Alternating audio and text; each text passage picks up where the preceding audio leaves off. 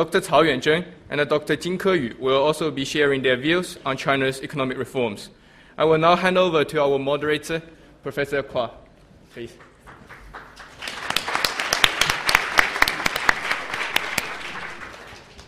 Thank you very much, Mr. President. And welcome everyone to this panel on reforming China's economic reforms. My name is Danny Kwa, and it's my great fortune to get to chair this last session of the day. Alongside me are two of the world's top experts on China's economy. Professor Cao, who from his vantage point as chief economist at Bank of China International has been able to draw both direct, practical, as well as scholarly lessons from these immense changes that we have been discussing today. And Professor Keyu Jin, one of the stars of our already star-studded LSE Economics Department. Both of them will be sharing their views on what's happening with China's economy. I'm going to follow the model that Carrie Brown set a couple of hours ago, where I'm going to speak for maybe 3 minutes just to set the stage for the discussion that's going to come next. The plan of action is that I will then hand over to Professor Chin, who will give us her views for 15-20 minutes on China's economic reforms, followed by Professor Cao, after which we will have a discussion and a question and answer session that I hope will involve everybody here. Because I am now an old economist, I get to talk about how things used to be like. Some of the time, how things used to be like is not that different from how things are today. One of the ways in which that's true is doomsaying on China's economy. 35 years ago, I had economist colleagues who went on to win Nobel Prizes and all other kinds of awards, who constantly told me that China's economy was doomed to fail. It was too different from the things that we're used to, and if it does anything successful, it's only because it's got so many people. 30 years after that, these dear friends of mine are still telling me the same thing. The last 30 years of frustration and confounding of expectations that China has delivered to them in terms of what the spectacular things it's been able to achieve has not done away with the pessimism on China overall.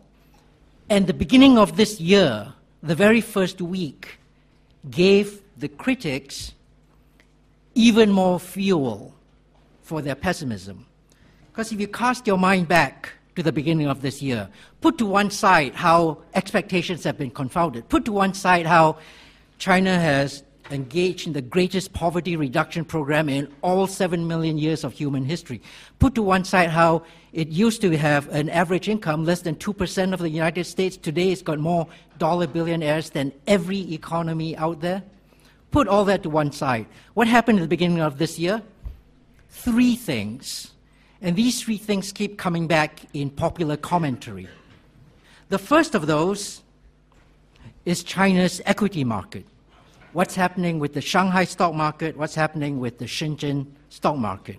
People now remember this latest bout, a 40% reduction in the value of Shanghai and Shenzhen last summer, extreme volatility, policy that seemed to zig one day and zag the other day, constant turmoil.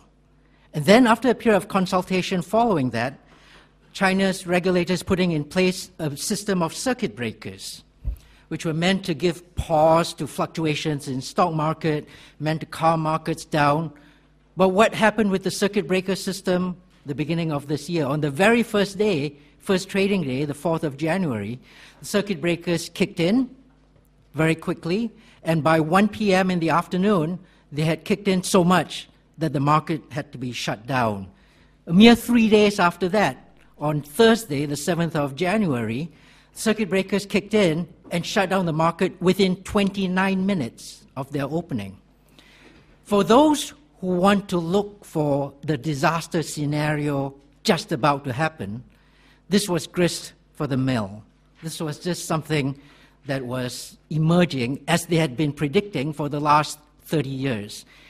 On top of that, word and statistics about what was happening with China's exchange rate and its foreign exchange reserves.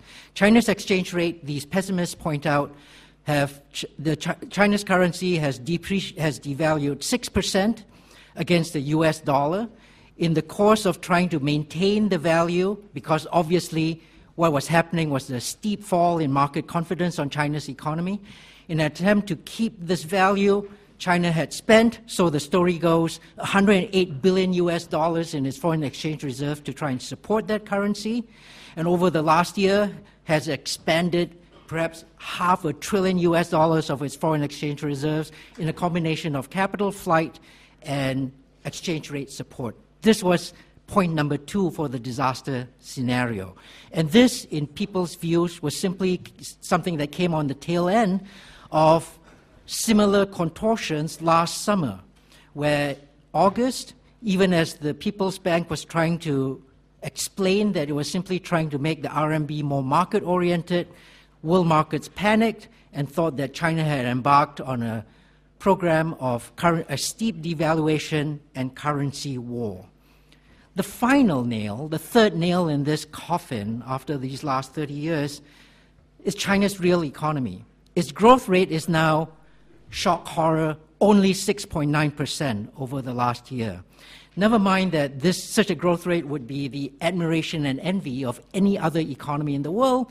This is the lowest growth rate that China has experienced in the last quarter of a century. So the stage is one where the pessimists, after these last 30 years, might be scenting blood. This is payback time for constant frustration. On the other hand, the optimists will argue that there's a narrative that explains all of these fluctuations. That is the background that I go into this discussion with. I would like now to turn to the real experts who will tell us what's been happening. So if you would join me in obviously not welcoming Professor Jin, because she's here all the time, but in applauding her before she begins her presentation. Thank you. Great to see so many familiar faces and good to be here. So China meltdown is all the rage, and shorting China has once again taken center stage. Now, everyone is worried about China, but China is worried about Donald Trump. So just to put things into perspective, this is how we see about Chinese economy in the similar scale. Now, let's, just as Danny said, kind of shorting China has been a major theme. I'd go not back 35 years ago because I wasn't born, but I'd go back to 15 years ago where people were actually even more worried about China. The non-performing loans of the banks and all of that called for a potential anticipation of a China implosion, which never happened. And the reason is very simple. Pushing through reforms, and at that time was a radical privatization reforms, led to very rapid growth rates. And with rapid growth rates, the debts got absorbed, that non-performing loans got kind of absorbed, digested, and the high asset prices were justified. So this is how China's cycle, growth cycles go. It's reform-driven. So the next question really for us today is whether the next round of reforms can be pushed through so that all the mounting problems, including debt, including stock market turbulence, including the unjustifiably high housing prices and stock market volatility, if there's actually good growth, these are no longer problems. Let's just put that first at the outset. Now, I think I'll focus this time on kind of trying to debunk two big misconceptions about the Chinese economy and what the real challenges, I think, in my opinion, are that China is facing. So when we think about the economic problems, Danny listed them, comprehensively. The thing is, they're not really just economic anymore, in my opinion. They're really not a reflection of just economic problems. They're political, and they're also social.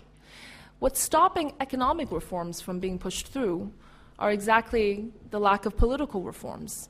And what's stopping political reforms from advancing is this growing fear of social instability, which I want to bring up as an important point to think about. Because there's this notion that China's in transition. I find that really interesting, that concept. We see low growth. What's going on? China's in transition. What does the Chinese government call it? A new normal. I'm not sure that's quite right, to be honest. I'm not sure that maybe it's just kind of it's a terminology for psychological comfort. It's not our problem, it's just a new normal. I don't see it that way because the economic problems are very clear.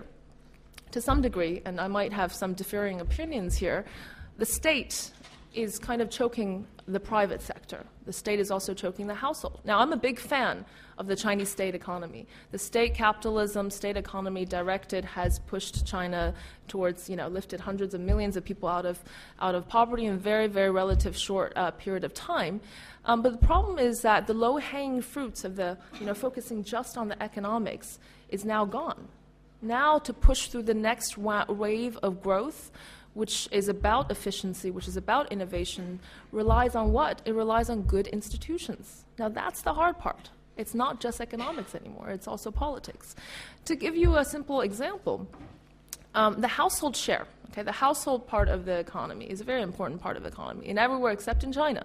Now the household share of income fell from 70% of GDP to 60% of GDP in a matter of 15 years.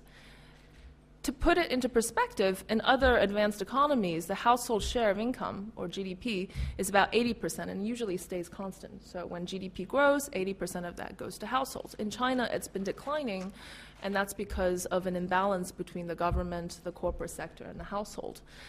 So that is an obvious problem to resolve. You want to talk about consumption? You want to talk about consumption growth, consumption boost? It's nothing like some kind of small policies will be helpful. You have to unleash the dynamism of the household sector. And I'll come back to how that can be done. Secondly, the state is also choking a bit the private sector, the private firms. The state has access to cheap capital, cheap land, preferential tax treatments, etc., making the economic conditions, the economic environment really difficult for the private sectors and private firms. And as we'll see, as I'll talk about these reforms that we have experienced in the past, the private sector has been a very primary, very, very important contributor to productivity growth and overall GDP growth in China's macroeconomic situation in the last 10 years. But their conditions are getting more and more difficult because it's really hard to get capital. They're very credit constrained. So as an example, and this is by no means unrepresentative or exceptional, a lot of the Chinese core businesses have turned away from focusing on their core competency, the core business, to investing in the stock market because their lives are getting very difficult and they need to return a certain amount of return to capital to investors, etc. So their inherent productivity or their inherent competence, which was kind of subsidized for a long period of time because the government wanted to have kind of productive exporting firms, are now their competency are eroding, competitiveness is eroding because of higher labor costs, because of all these different difficulties in financing. So I do worry. When we talk about the present challenges in the Chinese economy, I am concerned. I don't think there will be a China meltdown. I don't think there will be an economic implosion, but there are real challenges. So I want to kind of list some of those out and also want to debunk some of the myths about what I believe not to be real challenges in the Chinese economy. So for me, the economic problem is really simple. It's not that we're in a transition. We're not, just going into consumption, because relying on consumption to generate growth, I do not think is China's next, it's kind of the solution to China's problem. We're really talking about sustained productivity growth based on efficiency, based on productivity gains, based on innovation, based on competition, based on fairness. These things have nothing to do with consumption per se. This is what's going to propel China to go forward for many decades to come, but that relies on good institutions. The difficulty is not that we're in transition. The difficulty is that the hard part is about to begin, and it's really hard to reform institutions. So I think what China needs is an ideological shift. We first had a major ideological shift more than 30 years ago, 1978. That's the mark of the first year of reforms carried out by our great leader, Deng Xiaoping, right? But there was an ideological shift back then, because the ideological shift was everything is about economics and everything is about development. So whoever guaranteed growth was championed, protected, and condoned even, okay, to some extent. But right now, what we need is another ideological shift. Now, I emphasize ideological shift because I do think that this is kind of a barrier to further reform. Now, there are a lot of other difficulties, which I'll map out in terms of reforms, but first and foremost, there has to be an ideological shift in believing that the next stage of growth relies on institutions, okay? So, China, people are worried that China's growth era is over.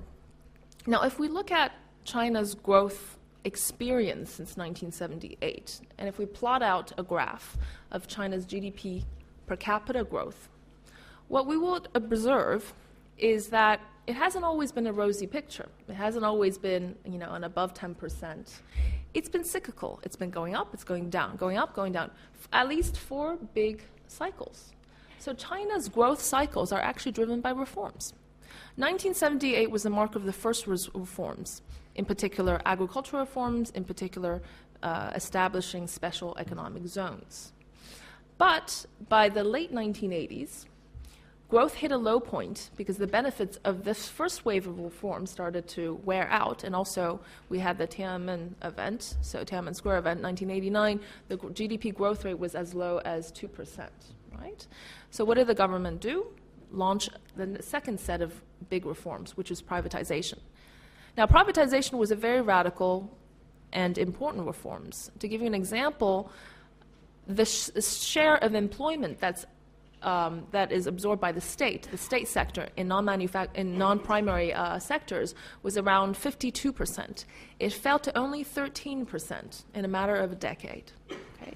So a massive transition of labor out of the state sector. What was the consequences of the mid-1990s privatization reforms? Well, the private sector productivity growth rate was extremely high. The productivity of the private firms were extremely high. But even more so, the state-owned enterprises' productivity growth rate was actually even higher. Once they reduced in size, once they, kicked out 400 million, jobs, they shrunk substantially. Their growth rate, or their total productivity growth rate, was at a 5.5% on average. It was extremely high for the state-owned sectors. And the private sector's growth, productivity growth, contributed to 1/3 of China's GDP per capita growth. So let's not forget how important productivity growth has been.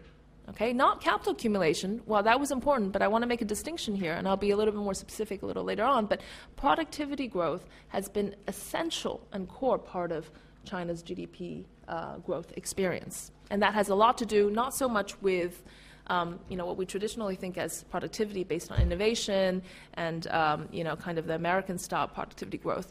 But China-style productivity growth back then was different. It was unique.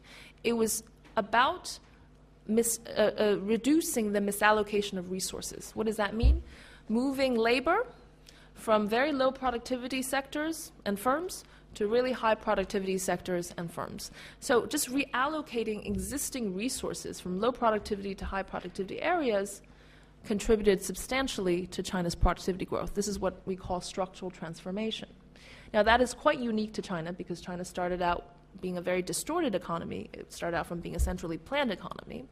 And these reforms were about removing or correcting some of the major distortions. Now, are we left with no more distortions? Absolutely not. China is still distortion-filled, which means that the other flip side of it is that there's still many important reforms to be done. There's still plenty of growth potential left in the economy. That's the other misconception that I want to point out, right? And then by the late 1990s, the benefits of the privatization reforms also started to wear off.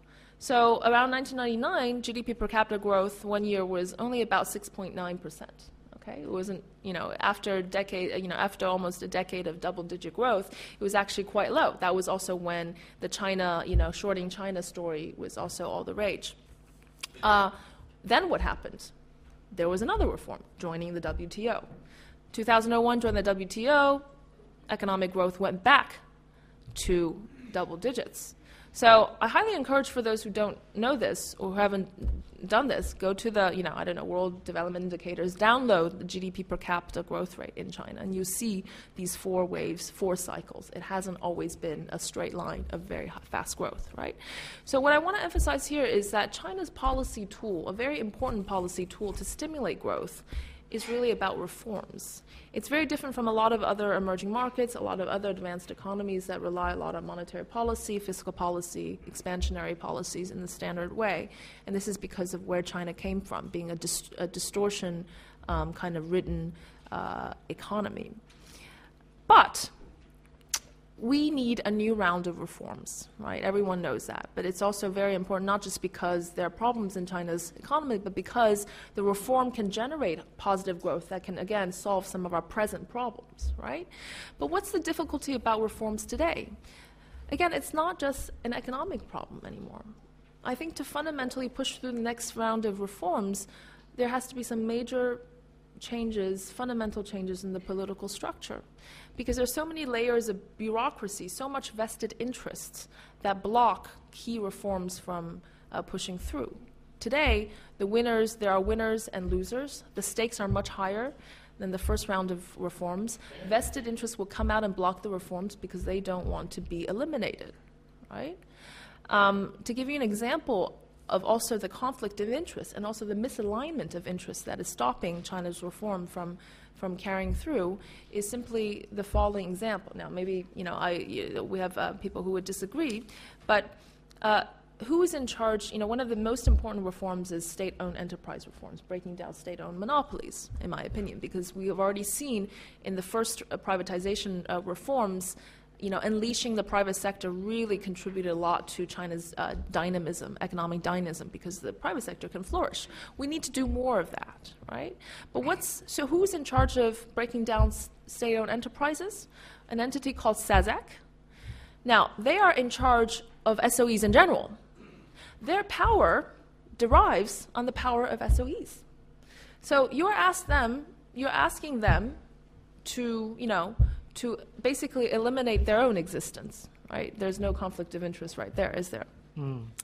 Also, another example is the second set of reforms. And now I tend to like to distinguish this 2 set of reforms as one as opening up reforms, capital account liberalization, exchange rate, convertibility, et cetera, building international financial centers, and domestic reforms, which is about correcting the fundamental distortions in the Chinese economy. I tend to think that the latter is more important for domestic growth, and the former is more about setting the next stage for China's, capital account surplus, current account surplus, and to build this international center, which would allow China to transition from a cheap labor model to a cheap capital model. These are slightly 2 different reforms. Even Deng Xiaoping emphasized 改革开放, right? 改革 reforms, 开放 is opening up. So I tend to want to, kind of make a distinction between the 2. Right? But who's in charge of capital account liberalization? Well, an entity called SAFE. But SAFE's power also derives from being able to tell you how much you can take out of China and tell you how much you can bring into China. Now you're going to eliminate their role in being able to control capital flows. Now, that might not be precise for every entity, but what I want to say is that there are some major conflicts of interest. And a lot of these vested interests would come out there and give very, very compelling economic reasons why some of the key reforms cannot be done, or is too dangerous, or need to be delayed. A lot of people want to evade responsibility and push back reforms, push back the reform schedule. Especially in today's anti-corruption environment, people don't want to be conspicuous anymore, right? So many of the problems for economic reforms is the fact that the political layers, the different kind of layers of bureaucracy and the vested interests and the conflicts of interest are stopping these reforms from happening. Is there will? Absolutely. Is there desire? Is there the acknowledgement that these reforms are important? Absolutely. I always say they're there, but the political structure, unfortunately, needs to fundamentally change. Now, the third element is social instability. There are many, many dimensions of social conflicts now mounting. And some are turning into what potentially could be a social movement. The social conflict between urban and rural, across different sectors, from between the state and the private, the breakdown of meritocracy in general, social decay. All of these things are under the consideration of the government. The government does feel or fear social instability because change is important, but change brings about potential social instability. I do believe that even, for instance, the matter of employment, you can break down a state-owned enterprise monopoly, but what if it employs 40,000, workers, right? These kind of concerns are kind of really also important. So I think the potential social conflicts is also a barrier for some of the major political reforms and economic reforms from advancing. So in the last 2 minutes, I need to be a little bit optimistic about China, and unfortunately I spoke too much, so I only have 2 minutes to be optimistic, whereas really planned for a third of it to be at least very optimistic because everyone is, talking down on China. I think that's just a mistake. The growth opportunities are really clear and there. First of all, there's still a large misallocation of resources from capital, labor, to talent. Simple correction of the misallocation of resources can bring huge efficiency and productivity gains. I think one of the academic calculations, in terms of orders of magnitude of growth, we're talking about GDP doubling if China's capital efficiency can reach the level of the U.S., which is, again, admittedly a very far off objective, but still, this is the room for growth. There's also urbanization. It's only halfway done. But the problem with urbanization is that in order to urbanize, you need to create jobs, right? You need to move people from the rural to urban areas. But currently, the current focus on this overly industrial capacity, manufacturing goods-oriented economic model is not conducive to creating employment. The sector that creates the most jobs is really services. Okay, so services kind of reducing the barriers of entry to service sectors will create many jobs, and then there will be a vicious circle between services, employment, urbanization, consumption, etc. Then there's an unintended consequence of the one-child policy, which is many of you guys. The intention was to reduce the number of children, which they definitely succeed in doing, but the consequence was a super-educated generation. Look at all of you guys here, right? So 25% of Chinese households, Chinese households on average, urban areas, spend 25% of their annual spending on educating one child, okay? And what do we have? We have now a two-children policy. So imagine how expensive one of you is, and then multiply that by 2. So I think unintentionally that would be one of the most effective consumption policies, even though they weren't originally intended to be policies to boost consumption. But even more important is really this notion of human capital. Okay, human capital is very, very high in China, accelerated to a great extent by the one-child policy, right? But still, there's a gap between China's human capital level and America's human capital level. So even based on this notion of convergence, do we have a great deal of room for growth? The list can actually go on. I just want to, kind of correct the biggest misconception, which is China's growth era is over. No, the list can go on, and there are very important sources of growth. So the key question is, can we move to the second stage of pushing through the institutions? Now, we might think that all of what's said is true, and it's difficult to push through these reforms. But one potential indicator is that if economic conditions actually worsen, this is when the reforms will actually have to be pushed through. So often in the West, we tend to think good times breed crises. And in China, at least in the past experience, crises breed better times in the future. Thank you very much. Thank you very much.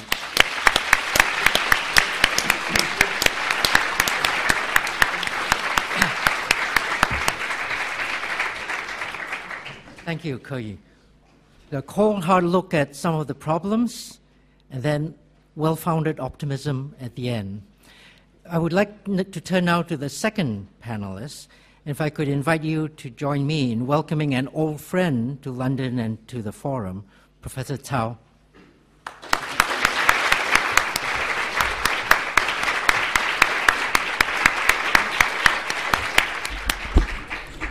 Thank you, everyone. It's an honor for me to be here to stand on this platform, since LSE is one of my dreaming schools. As Professor Jin has mentioned, he recalled the whole process of the reform. I personally participated in this process ever since. But my picture is a little bit different from Dr. Jin's. I should say, China now is conducting the comprehensive reform. What is comprehensive? Comprehensive is comprehensive.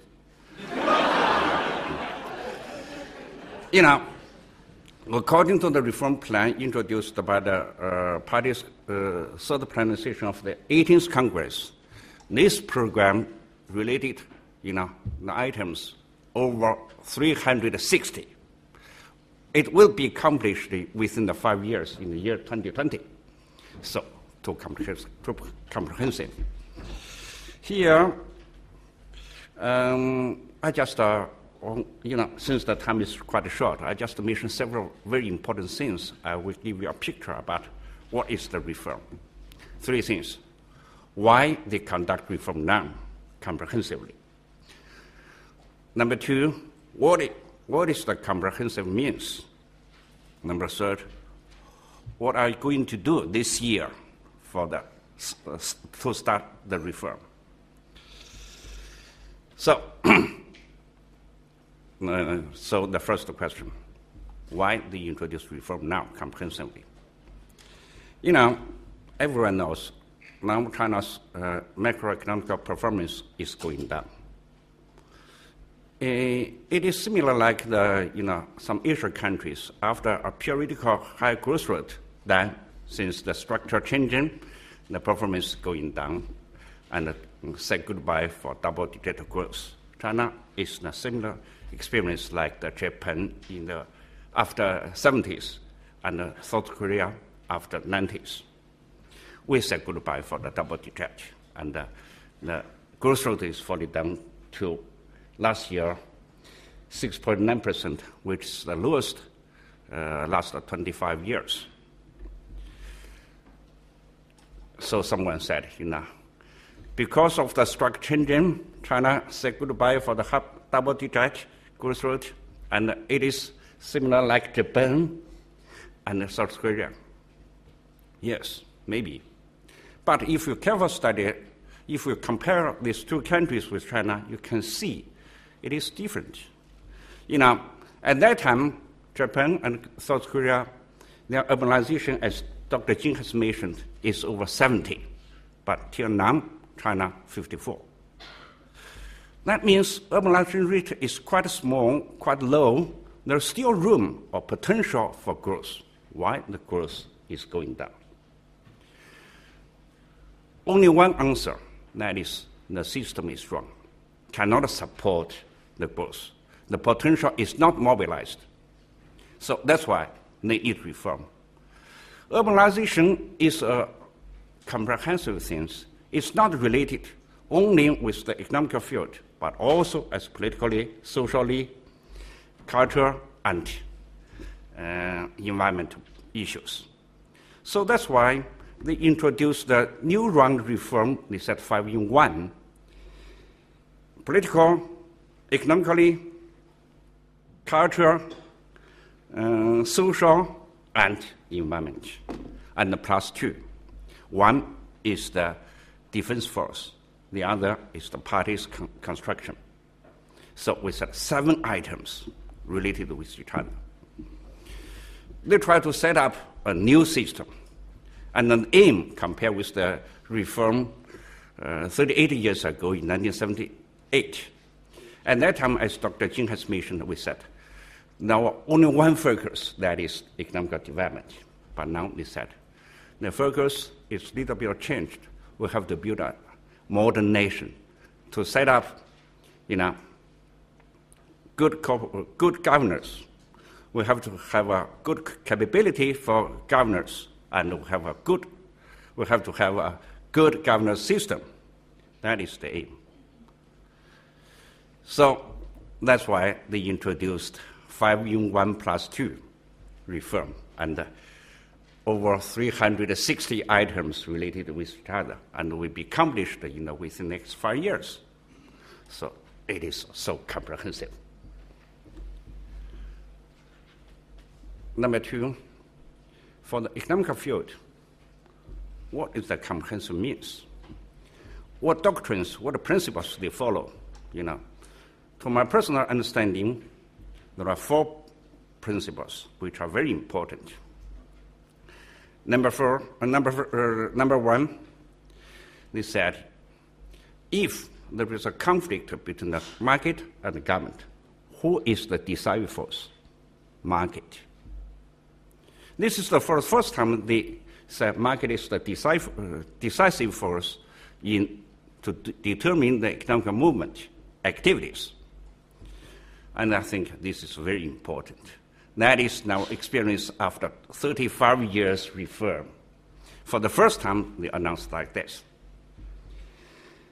Number two, if you want to move to the market economy, since market is unified, is a system, it cannot be separated one by one, item by item. So they have to do an overall reform. Since the market is linked with each other, financial reform, budget reform, SOEs reform, as well as land reform, and as well as social security reform. So all this reform linked with each other. We said we have a master plan. We have to design how to start the reform. Which leg should go first and which leg should follow behind. Number third, they said, if a modern economy, it is an open economy. It is open to the world. China's economic system is not China's economic system. It is a system for the world. China's market is the world market. They open the market. So, the aim for next reform, we said, to set up open economic system.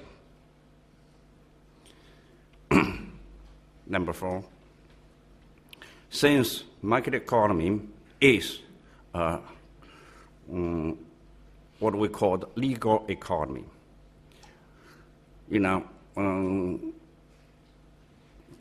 judicial reform are very important. So they introduced this kind of reform, and it starts. For instance, you can see circuit court is set up, and intellectual property rights court is set up, and maybe they plan to set up financial court in Shanghai. This is the doctrine, this is the principle for the reform. And what they start this year. 4 items I should mention here. Number 1, SOEs reform. Number 2, fiscal system reform. Number 3, financial system reform. And number 4, social security system reform. For SOEs, maybe it is different from what outside understand. We said, now the reform is not SOE, but the state assets management system. We change SOEs management, we change the reform from SOEs management into the state assets management. From manage a company, manage a factory, into a managed capital. Last year, they introduced this program. They said they divided the SOEs into 2 parts. One is commercial, the other is non-commercial. For the commercial, it should be driven by profit. For the non-commercial, it should be driven by cost. So one is profit maximize, the other is cost minimize. In the between, you try to, for the natural monopoly companies, they try to merge these two. For instance, you can see Sinopec, they sell all the gas stations to the society. And they withdraw to the natural monopoly sectors. This is a new reform ideas. Why we adopted this? Just now, as Dr. Jin has mentioned, China's demography is changing. China is into the aged society. So social security is a heavy burden for this state, for this country. But after we careful study, we said this is not a so serious problem since we have the assets, SOEs. SOEs is now a pension fund. So the reform is like that. Ever since this century, they try to give some shares to the Social Security Fund. I mean, the SOE shares. And they said, in the year 2020, the profit of the SOEs, 30% of them should donate to the Social Security Fund, to the fiscal system, to the budget. That is the idea for SOE reform. So a little bit different from the previous idea. Once, in the 90s, in the early 80s, we said to let SOE to be efficiency, but now we said to manage the capital. The state should be like, capitalist to manage the capital, not to manage the company. That is the difference. And this year you will see.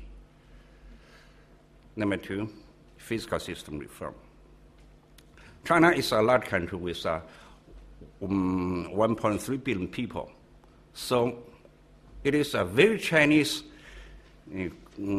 question, about 5,000 years.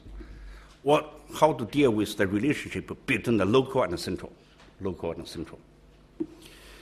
As we know, in the last 35 years, why China witnessed a high growth rate? Because the local government played as investors to invest heavily in the economy. So China's economy is investor-driven economy. But after that, you can see the debt issue came out. Local government debt become a serious issue now.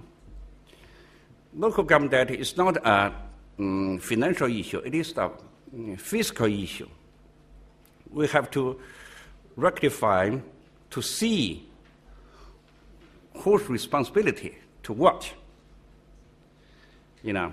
Once local government is GDP driven, but now they want to change the local government from GDP driven into social welfare, social responsibility. So we said change the government functions from construction government into a service government, and the local government may be the major body to accomplish this task. And they need rectify or reform the expenditure structures as well as the revenue structures. And this year they will introduce this kind of reform, majorly to deal with the relationship between the local and the central. Number three, financial sectors, as Dr. Jin has mentioned.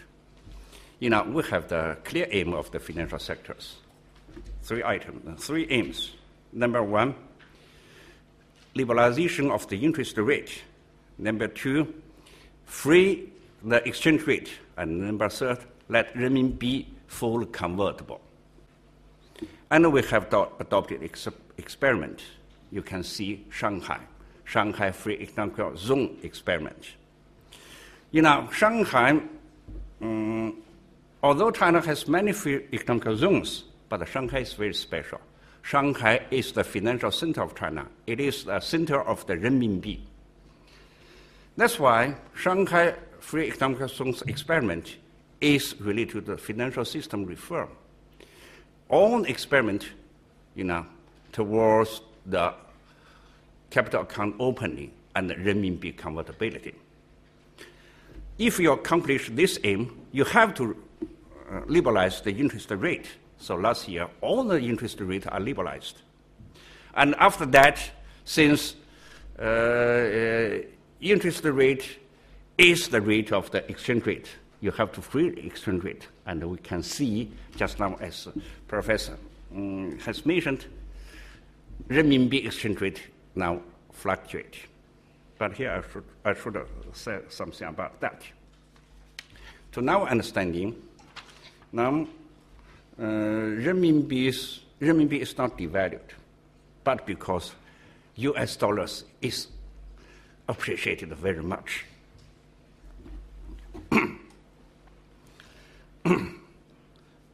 Since the time is running, so I cannot explain clearly.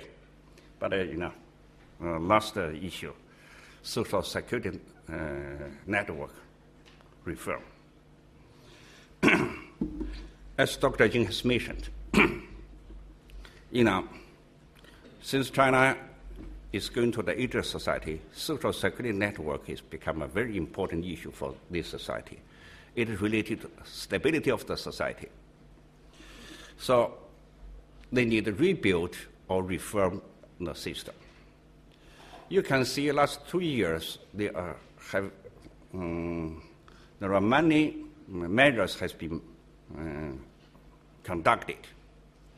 Number one, they merged double-track social security network into one.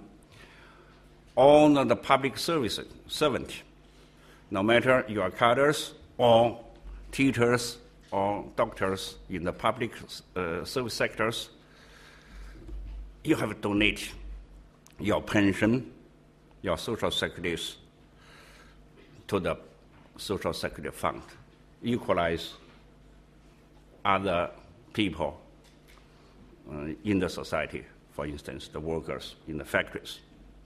So they merge these two things into one. Number two, they said,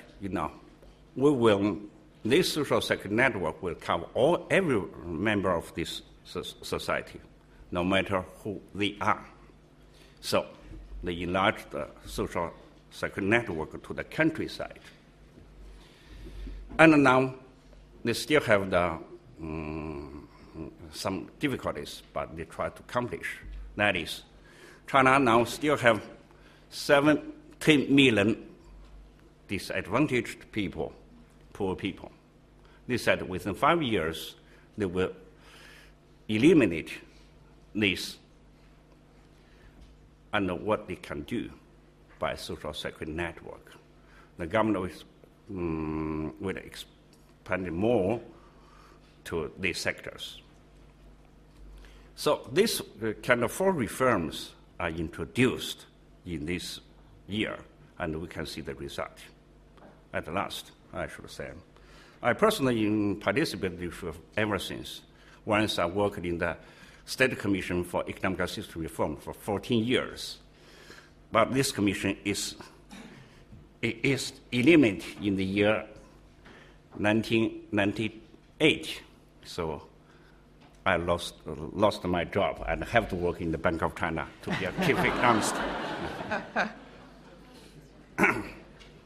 But for my personal experience, I should say, what is the reform? As Dr. Jing has correctly mentioned out, it is the driving force for China's economic growth. It's a driving force for China's sustainable economic growth. So, for my generation, this year I'm 62 years old, retired from the Bank of China. But for my generation, we know this is the Chinese experiences.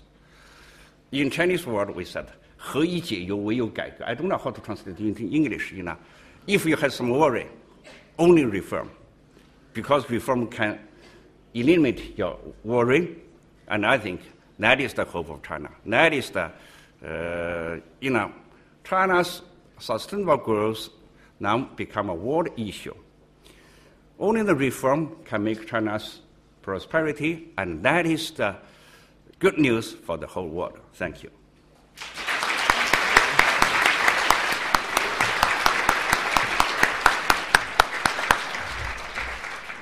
Thank you, Professor Cao, for your very hands-on and very practical and very granular look at the history of these reforms and how they have been successful.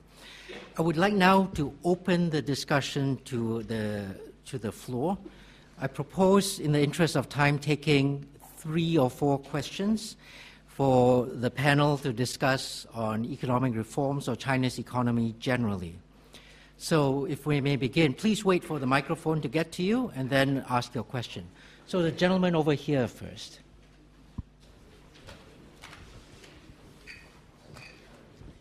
Thank you very much for the speech.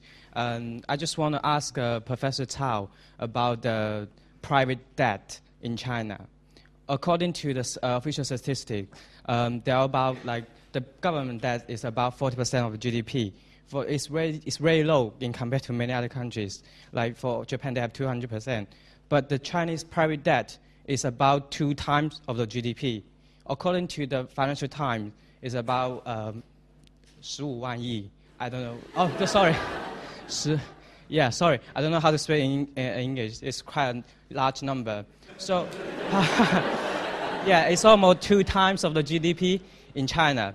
So, what's your concern? What's your opinion about the private debt? And what's the bank's perspective? And what's the bank's solution to the crisis? Thank you very much. Thank you. Okay. Anybody from the middle? I want to spread it around. Okay, nobody from the middle yet, but you think about a question, and then okay, and then the gentleman over here. Hi, I've got 2 questions. So it's a little pessimistic, but the question is this: is China moving towards a 1991 Japan, i.e., market crash and afterwards long-term deflation?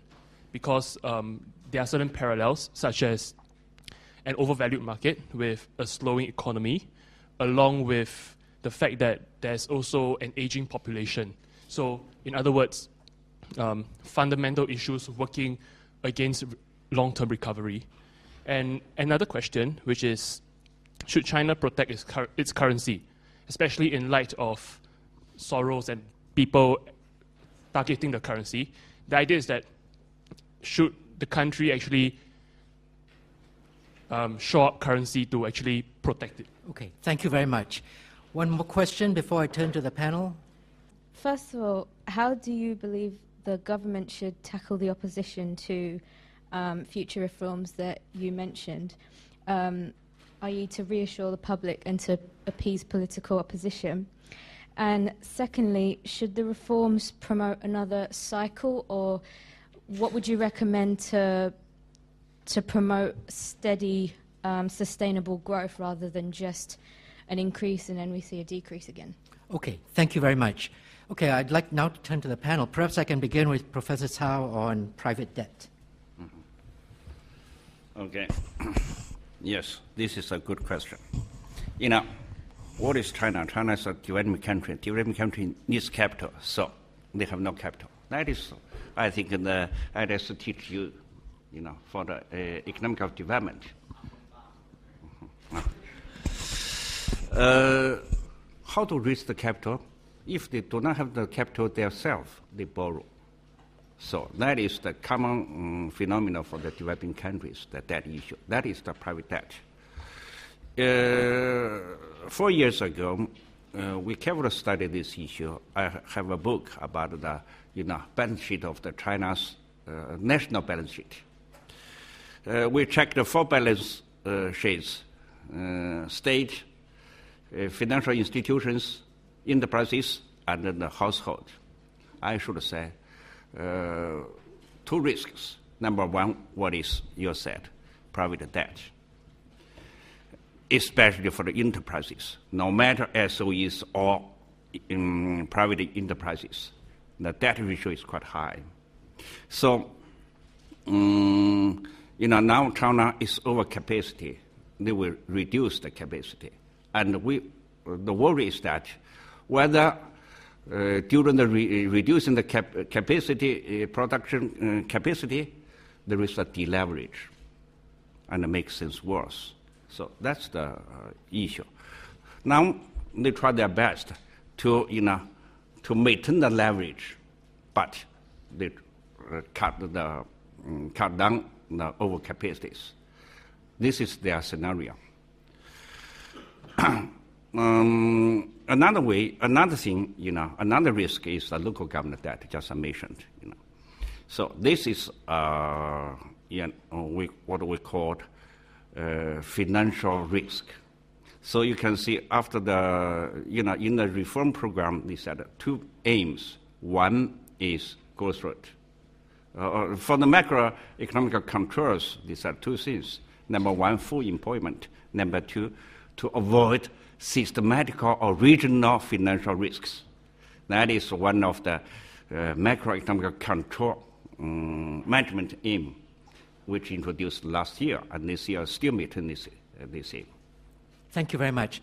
Now, Ke Yu, I obviously want you to answer the question on currency, among other things, but perhaps you could first pick up the question on reforms, how we overcome the political opposition, how we make it sustainable, not just cyclical. Well, I mean, the problem is that it is challenging, right? I think one of the key problems that it's not this conflict of interest, or the vested interest is not perfectly perceptible or clear to the top officials in the party. I mean, the Chinese government consists of the party, of the different state-owned enterprises, and the ministries, and often there's a lot of miscommunication among them. So is that conflict of interest perfectly, acknowledged and perceived by the party? I have my doubts about that. The communication from one layer has to go down to the other layer, trickling down to all kinds. There's a lot of layers that the information has to be trickled down. So I think that's even more, that's part of the difficulty. I mean, sweeping aside the vested interest has always been difficult, but, Deng Xiaoping was able to manage it he did, back then it was not vested interest based on economic interest, but they were political diehards or political ideologues.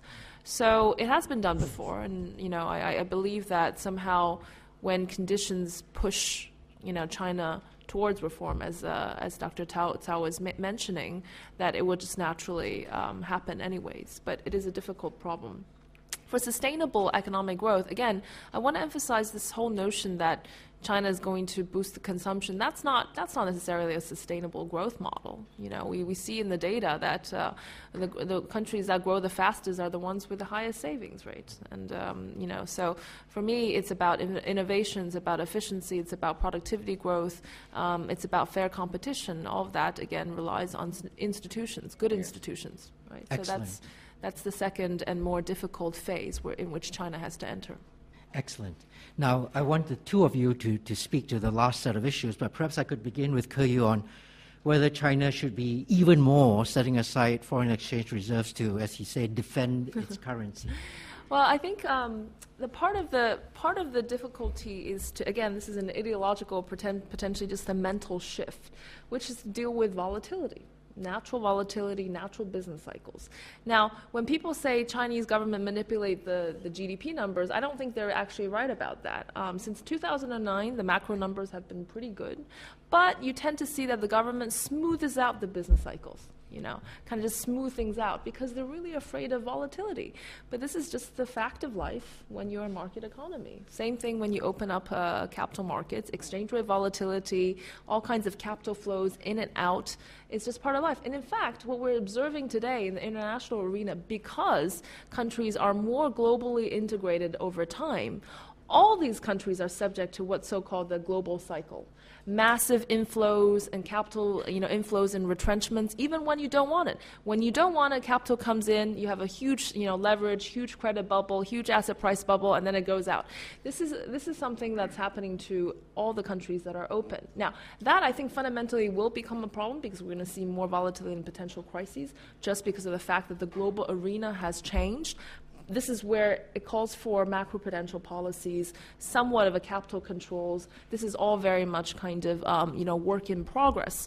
So, but coming back to the fact that the Chinese government or the Chinese mentality has to accept that volatility is just part of life. Volatility is not necessarily a bad thing because you have to trade off the volatility with all the benefits. And there's a lot of benefits for building an international financial center for China. We have to move away again from this cheap labor model to having, and coming back and tying back to the Japan problem, I think this is where it's going to contrast with Japan's experience. Japan fundamentally in the end was a closed economy.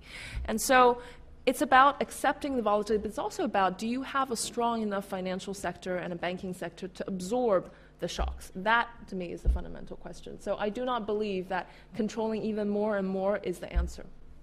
Excellent, thank you. Professor Cao, can I ask you to speak to either currency or Japan or...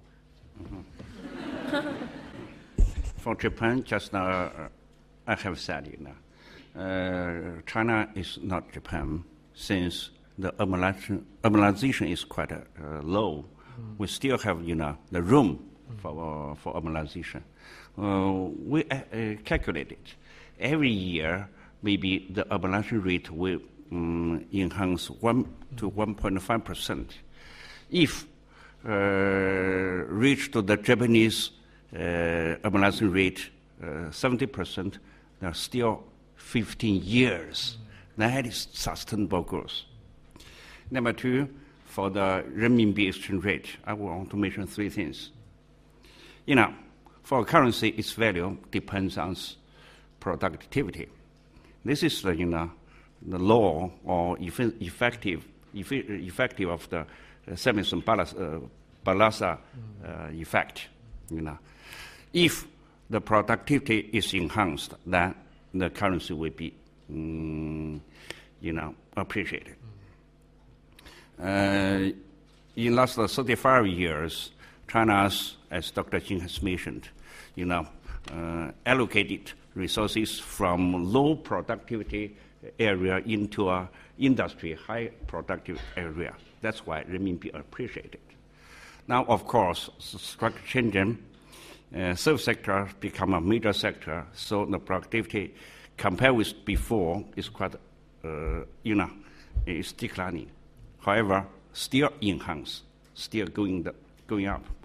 We calculated maybe in next 15 years, 1.5 to 2% productivity will be enhanced.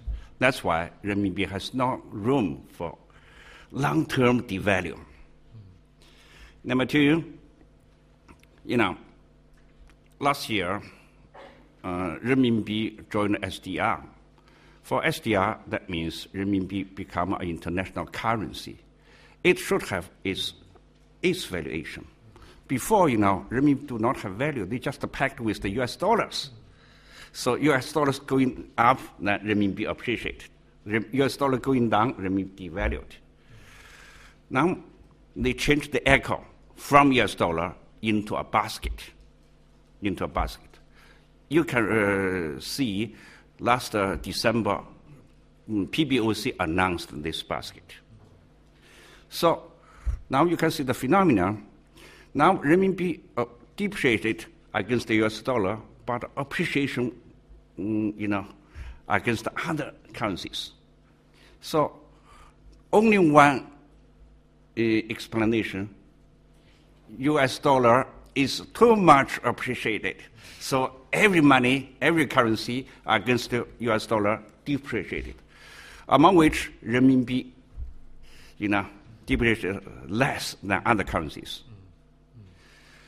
Number third, as Dr. Jin has mentioned, fluctuation is the nature of the market. But if too much fluctuation, overshooting, it makes panic. And I think, recent months, renminbi, a little bit of panic. So some people are worried about that. So that makes the government have to do something to stabilize the market. In this way, we can see maybe the better choice is not to close down the capital account, but to more openly to the outside. Now, a suggestion is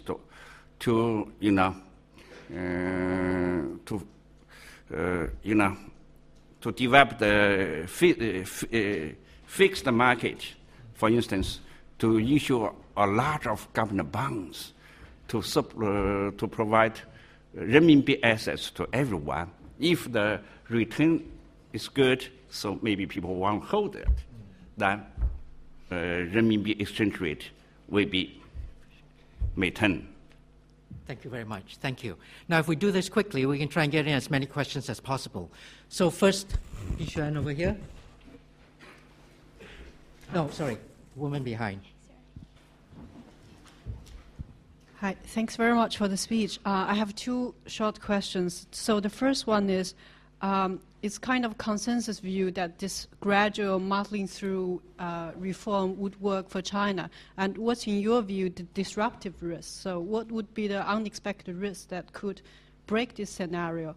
And the second question for me is, what are the technical solutions for China's private and local debt problems in a environment where the growth slowed down? And everybody talks China is different in absorbing the risk. So what exactly do they mean that China is different in absorbing this risk? Thank you. Thank you very much. Now, there was a woman in back, the woman in the gray jumper, gray sweater. Could you stand up, please, the woman in gray, so that she can see you? Please stand up, yeah. Thank you very much for your inspiring sharing. And my question is about decentralization and devolution issue in China, because there's some research showing that there's a trade-off between decentralization and economic growth in developing countries because of the limited capacity and lower efficiency of the regional institutions. So in your personal opinion, do you think decentralization or devolution would be a solution to solve the problems in China, or would it be helpful to boost the efficiency? And if consider the tension between the central and the regional government, do you think, to what extent do you think it should be implemented? Should it be a fiscal one, or should it be a political power one? Thank you. Thank you. Very detailed question. Okay, so the woman in another gray jumper over here. You could stand up so that we can see you. Yeah. Thank you very much. I'm a student from in international political economy. I have a question for Dr. Jing. I found it very interesting that when you mentioned about productivity growth, it said that China is different from countries such as the United States, which relies on innovation. You emphasize about reducing the misallocation of resources. In the 2013 IMF country report, its suggestion for China is that to transform as current extensive growth model, which relies on factor accumulation and the relocation of labor from countryside to factories, to an intensive growth model, which relies on TFP growth.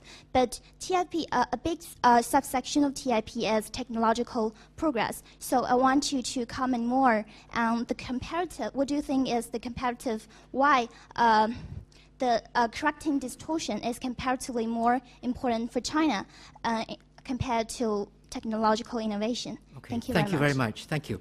Okay, I'm going to have to come back, but first I'd like Ke Yu to speak to this question about the kind of productivity growth, TFP in the traditional sense, or misallocation. Right. It's just that in the past 20, 30 years, most of the productivity growth in China has not been based on innovation, but based on this reducing misallocation of resources. Again, from agriculture to manufacturing, and also from state to private. That explains the chunk of it. Now, going forward, there's two sources, which is that the misallocation of labor was what was the historical past. Now we're looking at the reduction in the misallocation of capital. And then the second is what you mentioned, which is really fundamental productivity growth. Now, for a country that's deeply distorted like China, quantitatively, the misallocation of existing resources can more quickly be realized. If you're talking about marginal growth based on productivity because we invented something or that's going to be comparatively smaller. But I agree, for a sustainable long-term trend, it has to go back to that, and that goes back to our institutions' point. Thank you very much. Now, there's a follow-up question, Professor Cao, on private debt. Previously, you already spoke to the private debt question, but Yishuan has just asked you about technical solutions you might have in mind. So if I could get you to respond to that first. What technical solutions for the private debt problem? We're all ready to take notes because we're going to go out and implement this. You know, it is normal. You know, for the NPL, the bank has some normal measures to deal with. In China, we don't think, the private debt is a serious issue. Since China adopted a very tight provision doctrine, according to the Basel III, the provision is 1% of the total assets. But China, they said 2.5 of the total assets. So that is the highest provision in the world. So you can see if they use this weapon, maybe they can at least deal some private debt. But what we're worried about the local government debt. For the local government debt, it's not so seriously, but it is seriously. The reason, not so serious. Just now he mentioned. In terms of GDP, China's government debt is the lowest in the world. According to the Euro criteria, 60% of the total GDP. Now, maybe in the world, only the Chinese government can reach to this, can fulfill this criteria. The other countries, surpass. Number two, China's local government debt, half of them are what we call the local government platform, financial platform. This platform is not a direct government debt, but this debt they used into investment in infrastructures. They build the railways, irrigation, and other items. So compared with the debt of Greece, you can see the Greece, the debt they eat, they drink, so nothing go back. But for the infrastructures, of course, maybe the value is declining and it is devalued. But anyhow, there was something left. So that's why we said it's not so serious. But it is serious. Two things. Number one, term mismatch. The local government debt, according to the statistics, you can see 48% occurred after the financial crisis in the year 2008. Now, they have to pay back. But they invest in the railways. The railways still finished, so they have nothing to go back. That is the mismatch. Number two, the local government debts majorly in the grassroots level, in the county level. China has nearly 3,000 counties. According to the statistics, only 54 counties have no debt. Although the debt is quite small, but numerous obligators. So that is so serious. How to deal with that? Can I just add one thing? Yeah, please. By the way, household debt in China is one of the lowest in the world. People often talk about corporate debt, but they don't mention household debt. Household debt is the lowest. It's the lowest in the world. The benefit of the household is the strongest in the world. Yeah. Okay. I wonder also if it has a little to do with the imperfection of our financial markets, which is that we have a huge amount of household saving. Most of that go into bank deposits.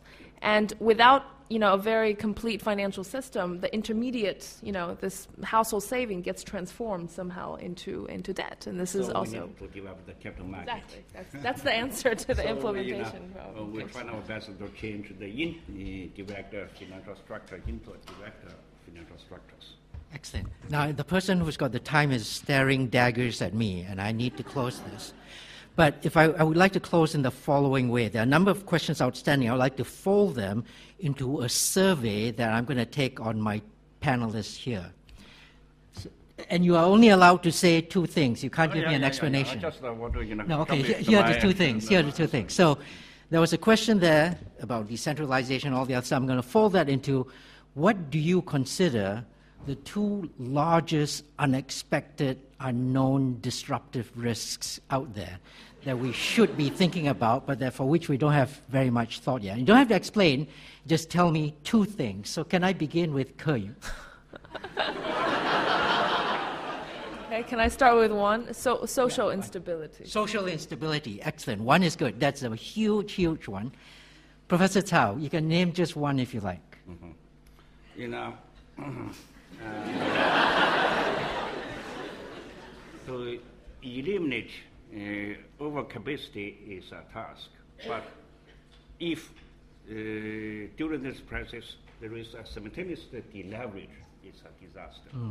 Okay, excellent. I know that a number of you still have your hands up and you are looking at me intently. Should I get to your question? I would love to be able to do that, but I am afraid I'm going to have to call this session to a close. If you could join me in thanking the two panelists.